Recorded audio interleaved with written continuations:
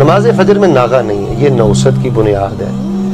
نماز فجر نہ پڑھنا سورج نکلنے سے پہلے پہلے یہ کسی بھی شخص کے خبیث ہونے کی علامت ہے۔ رسول پاک فرماتے ہیں خبیث آدمی، رسول پاک فرماتے ہیں یہ منافق آدمی ہے، رسول پاک فرماتے ہیں میرا جی چاہتا ہے اس کی لاش کو میں آگ لگا کے جلا دوں۔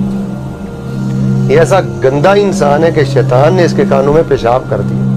تو میرے نوجوان بھائیو، آپ رات گئے تک واٹس ایپ استعمال کرتے ہو، فیس بک اور چینلز پہ بیٹھے رہتے ہو، چلے میں آپ کو ان چیزوں سے نہیں روکتا، لیکن اللہ کا واسطہ دے کر کہتا ہوں پوری دنیا میں جہاں تک میرا پیغام جائے، کوئی میری مسلمان بیٹی بہن میرا بھائی مجھے سنے تو میں اسے 1000 بار یہ کہوں گا کہ نماز فجر سے پیار سیکھو، اس وقت رویا کرو، فجر کی سنتیں پڑھا کرو۔ مالدار وہ نہیں ہے جو ملک کا وزیر اعظم ہے، مالدار وہ نہیں ہے جس کا ڈالروں میں بینک بیلنس ہے، ایسا نہیں ہے۔ مالدار وہ ہے جو صبح کی نماز سے قبل 2 سنتیں ادا کرتا ہے۔ دنیا اور دنیا کے خزانے بھی ایسے شخص کی عظمت کا مقابلہ نہیں کر سکتے جو صبح کی 2 سنتیں فرض سے پہلے ادا کر لیتا ہے۔ صلاۃ الفجر یا عباد اللہ، نمازی بھائیو نماز فجر سے پیار کرو، اس میں خیر ہے، اس میں برکت ہے، اس میں حفاظت ہے، اس میں صحت ہے، اس میں اجر و ثواب ہے، اس میں قیامت کے دن کا نور ہے،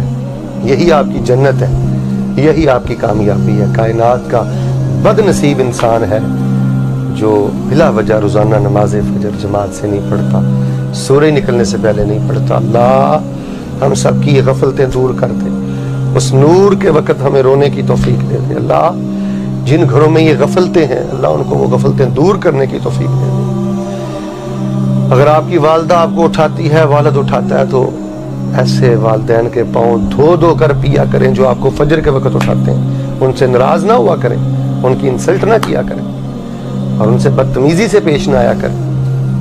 واللہ میں ایسے درجنوں گھرانے جانتا ہوں گھر میں ماں باپ نہیں ہے اور خاندان میں سے کوئی بندہ بھی نماز فجر نہیں پڑھتا، اور وہ بھی گھرانے منحوس ہے کہ جن کے والدین فجر کی نماز نہیں پڑھتے۔ تو میں بڑی معذرت اور محبت سے یہ پیغام پوری دنیا میں پہنچانا چاہتا ہوں کہ جو میرے مطالعہ میں چیز آئی ہے وہ یہ ہے کہ فجر کا نمازی کسی نہ کسی روز اللہ اس کو کنارے لگا ہی دیتے ہیں۔